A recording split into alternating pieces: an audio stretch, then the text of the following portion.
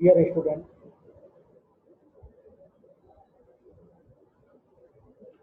मैं टीकेंद्र गुप्ता, प्रवक्ता सामाजिक अध्ययन, Shivam Agarwal memorial degree college Vishakha, DElEd second semester के अंतर्गत सामाजिक अध्ययन में जो भी चैप्टर हैं उनको हम वीडियो के माध्यम से आपको बताएंगे, उसकी चर्चा करेंगे। आप लोग अच्छे से वीडियो देखिए और वीडियो के माध्यम से आप पढ़ाई जारी रखें।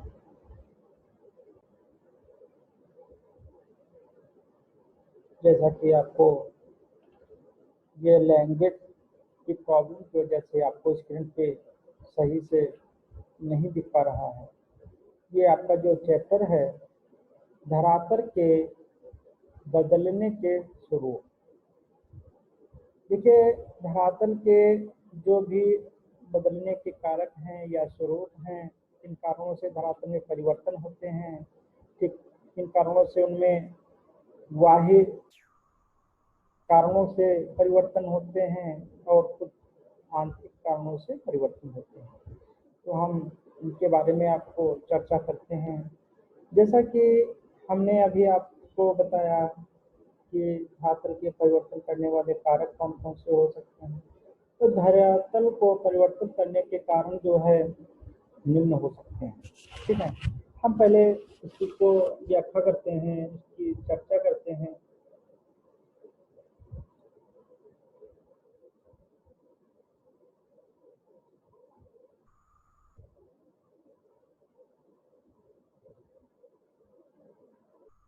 एक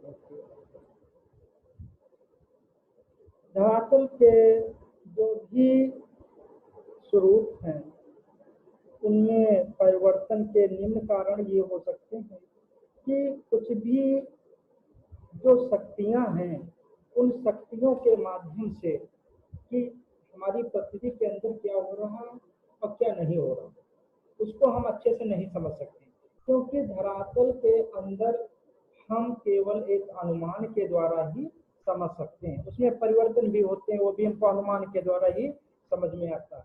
ठीक, कोई भी ऐसा यंत्र या नहीं तैयार हुआ तो कि हमको जांच के द्वारा ठीक तैयार किए जाते हैं, लेकिन उनको हम एक अनुमान के माध्यम से पृथ्वी के अंदर जो भी क्रियाएं होती हैं उनको हम ज्ञात करते हैं। जैसा कि भूगर्भ में जिनका प्रभाव जो होता है भूगर्भ व भूतल दोनों पर इनका होता है। धरातल के जो भी बदलने वाले कारक हैं इनका प्रभाव भूगर्भ में जब होता है जमीन के अंदर, वो भूतल और तल पर दोनों पर भी इनका होना संभव है। इनके आंतरिक जो शक्तियां होती हैं जिनके कारण भी होता है, जैसे मोटे तौर पर हम कह सकते हैं आंतरिक शक्तियां आंतरिक क्रियाओं के द्वारा होती हैं, प्रतिक्रियाओं के द्वारा होती हैं। इनके निम्न प्रकार के द्वारा भी होती हैं, जैसा कि हम अभी आपको आगे चर्चा करेंगे। इसमें जो कुछ क्रियाएं होती हैं आंतरिक समस्याओं की कुछ प्रक्रियाएं हैं, जैसा कि सार्वभौमिक पटल होने के कारण। दूसरा है आकस्मिक क्रियाएं या आकस्मिक शक्तियों के कारण होते हैं। तो अगर हम बात करते हैं सार्वभौमिक जो पटल हैं या विरूपणकारी शक्तियां जो होती हैं वो हम सार्वभौमिक करण को भी हम ये विरूपणकारी शक्तियां कहते हैं। इनके जो है कारक की अगर बात करते हैं तो महाद्वीपीय इसमें आ जाता है, और इसमें दूसरा है वलनित शक्तियां आ जाती हैं जिसको हम क्षैतिज कहते हैं। एक को हम जो महाद्वीपीय कहते हैं उसको लंबवत कहते हैं, और जो वलनित शक्तियां होती हैं इनको हम क्षैतिज शक्तियां कहते हैं। ठीक, इसमें जो पर्वत निर्माणकारी शक्तियां भी इसमें समाहित होती हैं। इसमें अगर महाद्वीपीय लंबवत के बारे में बात करते हैं तो इसमें जो उन्मज्जन की क्रिया हो जाती है, निमज्जन की क्रिया उत्पन्न होती है। जो वलनित शक्तियां होती हैं जो जिसे हम क्षैतिज कहते हैं, इनमें जो है तनाव या भूपटल में जो भी दरारें पड़ती हैं वो उनके ये क्षैतिज के कारण होती हैं। संपीडन के कारण होती हैं। इसमें संपीडन की अगर बात करते हैं तो इसमें जो भी बलन पड़ता है वो भी संपीडन के कारण ही है। जो संपीडन में बलन पड़ता है वो भी विशाल मोड़ होते हैं। ठीक, विशाल मोड़ के कारण इसमें सनिनित और उभार उत्पन्न होता है। अपनत और अवतलन की इसमें जो भी उत्पन्न होने की क्रिया बनी रहती है। तनाव व भूपटल की दरारों की यदि हम बात करते हैं तो इसमें क्या होता है, चटकना, दरारों को फटना और अंश पड़ना, विविध प्रकार के इसमें अंशों को हम लोग देखते हैं। अब हम बात करते हैं आगे थोड़ा, इसमें सार्वभौमिक पटल विरूपण की जो भी शक्तियां होती हैं उनमें जो है हम ये नहीं कह सकते कि पृथ्वी पर एक कौन कौन सी क्रियाएं होती हैं, किस प्रकार की क्रियाएं होती हैं। महासागर में जो भी भू आकार होता है, महासागर में जो भी भू आकार होता है वो भी एक दूसरे की पर्वत और पठार, मैदान, झील, घाटी, जो भी घाटियां हैं उनके कारण हमें देखने को मिलता है।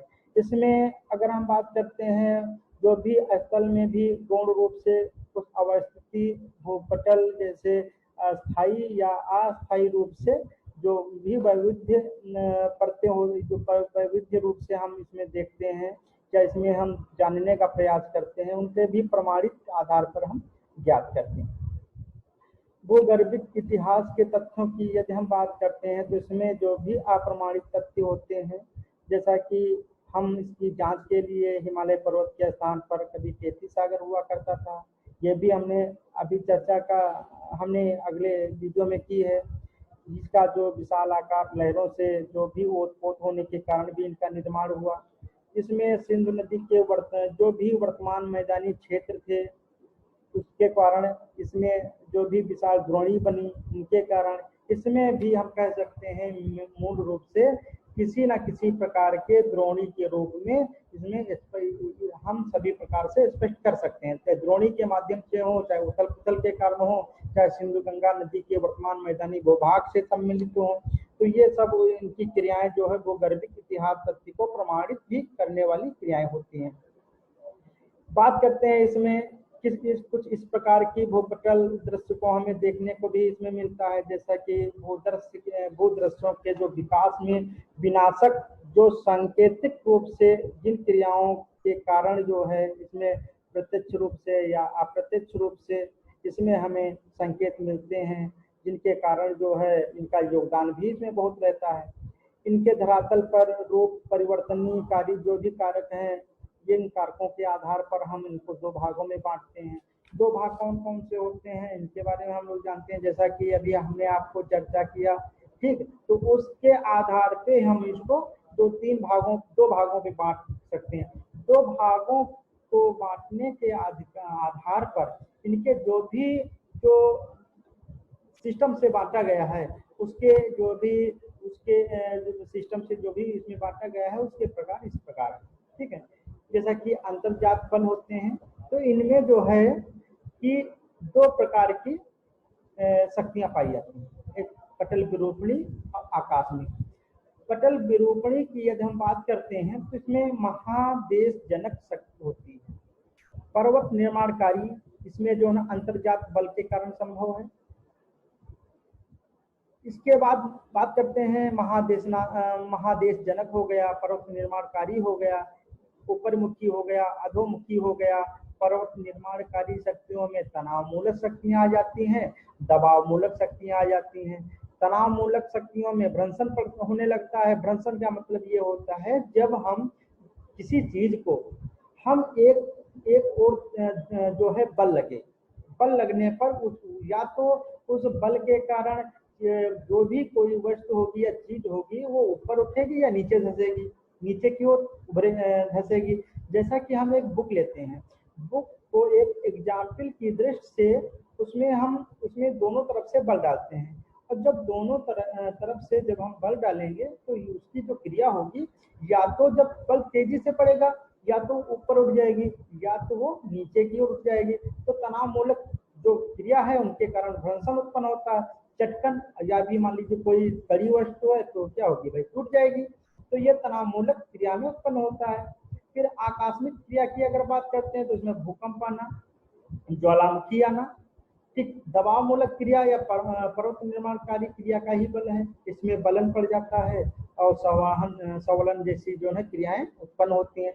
जो संवलन क्रियाएं हैं इनमें उच्च संवलन और निम्न संवलन की क्रिया भी उत्पन्न होती है। आगे इसमें हम विस्तार से कुछ बात करते हैं, जैसा कि जो भी हम चाहे प्रशिक्षुओं के माध्यम से हो, चाहे परिवेश में हो, चाहे धरातल के विभिन्न प्रकार के माध्यम से हम समझाया जाए या अवलोकन किया जाए, इस पे भी विभिन्न प्रकार की चर्चाएं हमको जानने को मिलती हैं, सुनने को मिलती हैं। तो ये भी जो चर्चाएं हैं, ये जो परिवर्तनकारी क्रियाएं हैं, उनमें हमको अच्छे से इनको समझना है, इसमें अच्छे से हमको विचार करना है कि किस प्रकार की क्रियाएं जो हैं इसमें अंतर्जात बल में कार्य करती हैं और कुछ क्रियाएं जो है बहिर्जात बल में कार्य करती हैं। तो अंतर्जात बल में जो क्रियाएं कार्य करती हैं, वो अंतर्जात का मतलब क्या होता है कि आदर्श रूप में, अंतर्जात बल में आदर्श रूप से वो शक्तियां होती हैं जो क्रियाओं को आंतरिक रूप या भूगर्भिक शक्तियों द्वारा कहा जाता है, भूगर्भिक शक्तियों द्वारा कहा जाता है, या जो आंतरिक शक्तियां होती हैं, जो नीचे की शक्तियां होती हैं, वही आंतरिक भूगर्भिक शक्तियां कहलाती हैं। इन शक्तियों का जो बल होता है वो उत्पत्ति के आधार पर हम कह सकते हैं भूगर्भ में पर्याप्त गहराई, आंतरिक तापमान परिवर्तन, भीतरी परिवर्तन इसमें होता है, जो भीतरी चट्टानों में फैलाव होता है, रेडियो शक्ति तत्व होते हैं, उनमें विखंडन की क्रिया होती है, उत्सर्जन की क्रिया होती है, ऊष्मीय क्रिया होती है, ऊर्जा एवं धरातल के आंतरिक भाग में सवानी तरंगों की क्रिया होती हैं। इसमें जो है मैग्मा के परिमुखी तथा अधोमुखी संचलन की जो भी क्रियाएं होती हैं, उनके आधार पर ये भी हम व्यक्त कर सकते हैं।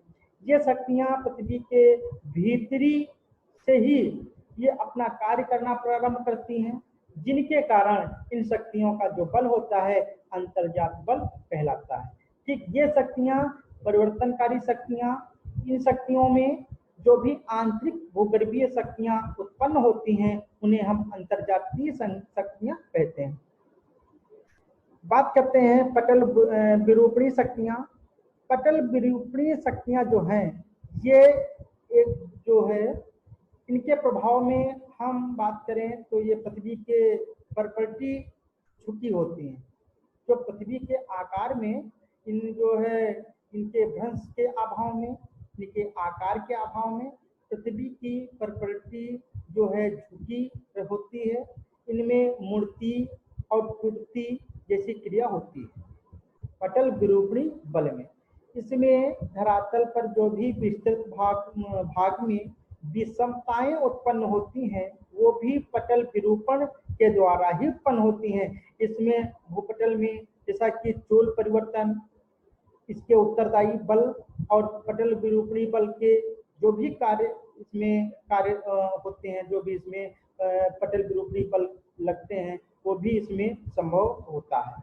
ठीक, इसमें जो भी पटल विरूपणी शक्तियां होती हैं, ये भूगतियों का जो परिणाम है, ये हमें देखने को मिलता है। जमीन के अंदर, भूमि के अंदर जो भी शक्तियां ये दिखाई पड़ती हैं, या भी जो भी शक्तियों में परिवर्तन होता है, वो भी उसको हम भूदृश्य जो है निर्माणकारी शक्तियां कहते हैं। वो केवल भूमि के अंदर, जमीन के अंदर, ठीक के अंदर ही संभव होता है। इसमें जैसा कि महाद्वीपीय निर्माणकारी बल, दूसरा पर्वत निर्माणकारी बल। तो ऐसे में जो शक्तियां भूदृश्य के अंदर उत्पन्न होती हैं, पर्वत निर्माणकारी और जो है महाद्वीपीय निर्माणकारी बल। तो पर्वत निर्माणकारी और जो है महाद्वीपीय निर्माणकारी बल की अगर बात करते हैं, तो इसमें जो है जो भी आंतरिक रूप से जिनके प्रभाव से महाद्वीपीय अदृश्य स्थलाकृतियों का निर्माण होता है, उसे हम महाद्वीपीय निर्माणकारी बल कहलाते हैं या कहते हैं। ये जो क्रियाएं होती हैं, वो भूगर्भ के अंदर हलचल उत्पन्न करने वाली क्रियाएं होती हैं। इनके अंदर भूगर्भ की जो आंतरिक भाग में जो भी क्रियाएं जारी रहती हैं, उसे हम जनित क्रियाएं भी कहते हैं। ये सदैव लंबवत दिशा में कार्य करती हैं। इनके दो वर्गों में हम बांट सकते हैं। दो वर्ग कौन से हो सकते हैं? एक तो वर्ग हो गया परिमुखी संचलन, दूसरा हो गया अधोमुखी संचलन। तो परिमुखी संचलन और अधोमुखी संचलन की बात करते हैं। तो परिमुखी जो संचलन है, इसमें इस संचलन के कारण जो है महाद्वीपों में दो प्रकार के उत्थान जो है उत्पन्न होते हैं। जो परिमुखी संचलन है, इसमें पृथ्वी के महाद्वीपों में दो प्रकार के जो उत्थान है उत्पन्न होते हैं। जब किसी महाद्वीप का कोई भाग, समीपीय भाग जो होता है, जो समीपीय सतह होती है, तो ये क्या होता है, परिमुखी संचलन में ऊपर की ओर उठ जाता है। इसमें उत्थान उभर जो इसमें स्थान होता है, या उत्थान कह लीजिए या स्थान, इसमें उभर जाता है, ऊपर की ओर उड़ जाता है। वहीं दूसरी ओर महाद्वीपीय जो तटीय भाग है, यहाँ पे सागरीय जो जल तल से ऊपर उठा हुआ भाग जो है परिमुखी संचलन कहलाता है। इसमें निर्गमन जो कार्य करते हैं वो जो है निर्गमन कार्य होते रहते हैं। ये क्रियाएं जो है ये पूर्णतः चालू रहती हैं। बात करते हैं अधोमुखी संचलन। पहला था ऊपरमुखी, दूसरा है अधोमुखी। अधोमुखी जो संचलन है, इसको हमको समझने के लिए आपको ये जानना होगा, ये क्रियाएं महाद्वीपीय भाग ऊपर न उठकर नीचे की ओर धंसने वाली क्रियाएं होती हैं। अधोमुखी ऊपरमुखी ऊपर की ओर, अधोमुखी नीचे की ओर। ये महाद्वीपीय भाग में ऊपर न उठकर नीचे की ओर धंसने वाली क्रियाएं होती हैं, जिन्हें हम अधोमुखी संचलन महाद्वीपीय क्रियाएं कहते हैं। दूसरे शब्दों में यदि हम बात करते हैं तो ये इनका जो संचलन होता है महाद्वीपीय भागों को दो प्रकार से धंसने के लिए प्रेरित करता है, या इसमें जो भी क्रियाएं धंसने से बनती हैं वो प्रथम स्थल पर, या जो इनका प्रथम स्थल होता है या स्थल का जो भी कोई भाग होता है वो समीपस्थ या उसके पास का भाग वो नीचे की ओर अवतरित हो जाता है, नीचे की ओर धंसता है। ठीक यहाँ पर कोई स्थलीय भाग सागर तल के नीचे जलमग्न हो जाता है, जिसे हम निमज्जन भी कहते हैं। जो अधोमुखी से जो भी क्रियाएं, जो भी भाग नीचे धंस जाता है उसको हम निमज्जन की क्रिया कहते हैं। जो भाग ऊपर उठ जाता है उसे हम उमंजन की क्रिया कहते हैं। ठीक है। अवतलन की क्रिया धरातल पर कहीं भी हो सकती है। जरूरी नहीं है कि केवल जो धरातल पर जो भी क्रियाएं होती है एक ही जगह हो। इसकी जो अवतलन की क्रिया होती है धरातल पर कहीं भी हो सकती है, किंतु निमज्जन की क्रिया तटीय भागों में ही संभव होती है। ठीक, जो निमज्जन की क्रिया होती है, जो नीचे का धसाव होता है, ये केवल सागरों में ही संभव होता है। इसमें जो भी प्रभाव हमें देखने को मिलते हैं, चाहे पर्वत हो, चाहे पठार हो, चाहे मैदानों की उत्पत्ति हो, ये भी जो है निमज्जन के कारण उत्पन्न होती है। ठीक, इसमें क्या होता है, पर्वत, पठार, मैदान, ये भी महाद्वीपों से भी इनकी उत्पत्ति होती है। पर्वत निर्माणकारी बल की अगर चर्चा करें तो इसमें पर्वत निर्माणकारी बल जो है ये पृथ्वी के आंतरिक भाग में इसमें जनहित से अगर चर्चा करते हैं, जैसी हलचल उत्पन्न होना, पर्वत निर्माणकारी जो बल होते हैं इसमें अचानक हलचल होना, पर्वतों के निर्माण में जो भी प्रत्यक्ष भूमिका होती है वो भी पर्वत निर्माणकारी बल के द्वारा ही संभव होती है। इसमें हलचल पृथ्वी के क्षैतिज गतियों के कारण, आंतरिक भाग में उत्पन्न सामान्य तरंगों के कारण, इसमें जो भी परिणाम उत्पन्न होते हैं वो गमनागमन के परिणाम स्वरूप उत्पन्न होते हैं। ये क्रियाएं जो होती हैं वो हलचलों का जो भी प्रभाव भूपटल के सीमित क्षेत्र में होता है, किंतु जो बलों के चट्टानों में भारी परिवर्तन होता है वो इन गतिविधियों के से हम कह सकते हैं भूतल में शैलों को मुड़ जाना, टूट जाना, उलट जाना, पलट जाना, ये भी भूपटल के मुड़ने और पर्वत की रचना जैसे भी जो भी इसमें क्रियाएं होती हैं वो संलग्न क्षैतिज गतियों के द्वारा ही संभव है। इसमें जो क्षैतिज गतियां होती हैं दो प्रकार की होती हैं, जैसा कि दबाव मूलक और तनाव मूलक। दबाव मूलक की अगर बात करते हैं तो ये जब क्रियाएं, जैसा कि आप चित्र के माध्यम से देख पा रहे होंगे, जब दबाव मूलक क्रिया उत्पन्न होती है तो अंतर्जात बल के कारण ही संभव होती है। इसमें पृष्ठ भाग में सिकुड़न आ जाती है।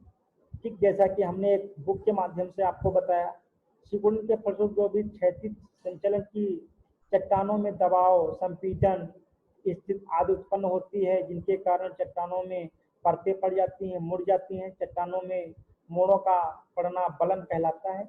इसके बारे में हमने आपको चर्चा भी की है।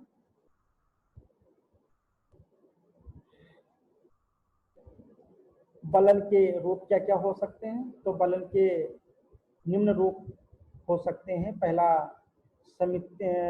सममित बलन होता है, दूसरा असममित बलन होता है, तीसरा एकनत बलन होता है और अधिवलन बलन होता है, समनत बलन होता है, परिवलन बलन होता है। ये बलन के रूप होते हैं। इसमें सभी चट्टानों के मोड़ों या बलनों में एक समानता नहीं होती है। ये जितने भी बल हैं इनमें एक समानता नहीं होती है। एक समानता होगी तो इसमें बलन के कारण हो ही नहीं सकते, बलन उत्पन्न हो ही नहीं सकता जब तक बलन जो है एक समान स्थिति जब होगी तभी इसमें बलन उत्पन्न होता है। बलनों के कारण इसमें धंस पड़ना, दरार पड़ना और ऊपर उठना, नीचे धंसना, ये सब बल के कारण ही संभव होते हैं।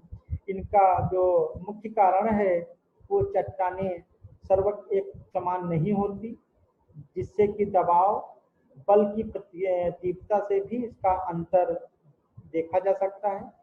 ठीक, ये सम्मिलित जैसा कि बलों के हमने प्रकार बताया, इनके अनेक प्रकार हो सकते हैं। सममित बलन होता है, ये बलन ऐसा बलन जो मोड़ जिसमें बलन की दो क्रियाएं या भुजाएं ले लीजिए समान रूप से झुकी हुई होती हैं।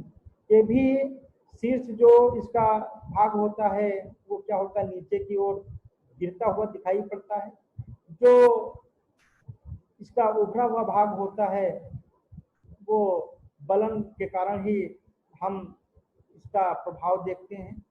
इसमें दूसरे शब्दों में अगर हम बात करते हैं तो इसका बलन की मुख्य विशेषता यह होती है, ये चट्टानों पर दो प्रकार से दबाव की जब तीव्रता अधिक होती है, समान लगती है, तो ये बलन का जो है निर्माण होता है। जो असममित बलन होता है वो इस बलन में बलन की जो भुजाएं होती हैं तुलना में दूसरी भुजाओं से अधिक झुकी हुई होती हैं। इसमें भिन्नता सममित बलन की अपेक्षा इस बलन में कुछ डिफरेंट जो है दिखाई पड़ता है, डिफरेंट झुकाव होता है। जब झुकाव वाली भुजा अपेक्षाकृत लंबी, अधिक झुकाव वाली भुजा अपेक्षाकृत छोटी हो जाती है तो इसे जो है झुकाव में अंतर उत्पन्न हो जाता है। दबाव बल की तीव्रता में अंतर के कारण जो है ये परिलक्षित हो जाती है, इनका जो लक्ष्य होता है अपने लक्ष्य से अलग हो जाती है। ठीक, तो आज हमने पृथ्वी के धरातल से जो भी क्रियाएं थी, आंतरिक क्रियाएं थी, उनके बारे में चर्चा किया। अगला वीडियो हम आपको नेक्स्ट चैप्टर में देंगे। धन्यवाद।